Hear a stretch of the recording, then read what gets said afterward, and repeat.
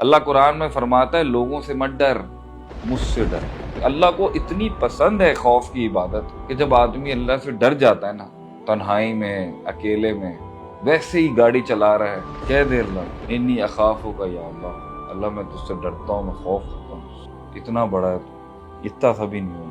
لوگوں سے مت ڈرو، چیزوں سے مت ڈرو، اللہ زیادہ مستحق ہے کہ اس سے ڈرا جائے۔ تو یہ ڈر عبادت ہے۔ جو آدمی باس سے ڈرتا ہے، جو آدمی فلاں سے ڈرتا ہے، فلاں سے ڈرتا ہے، اتنا ڈرتا ہے، ہر وقت ڈر ڈر کے رہتا ہے، رزق کا ڈر، اولاد نہ ہونے کا ڈر، ہر چیز کا ڈر، تو ایک توحید والے کے اندر کیوں اتنا ڈر ہے؟ جب اللہ اس کا خالق، رازق، مالک، حاکم، اس کا کار خیر ہے ہر لحاظ سے، تو کیوں اتنا خوف ہے اس کو؟ اگر میں یہ نہیں کروں گا، اگر میں یہ نہیں کروں گا، بھائی کیا ہو گیا؟ اللہ نہیں ہے کیا تمہارے لیے؟ تو خوف ایک ایسی عبادت ہے جس پر پکڑا جا سکتا ہے ایک انسان کہ بھائی اتنا خوف کیوں ہے تمہیں؟ میرا رشتہ ہوگا نہیں ہوگا، پیسے آئیں گے نہیں ہوگا۔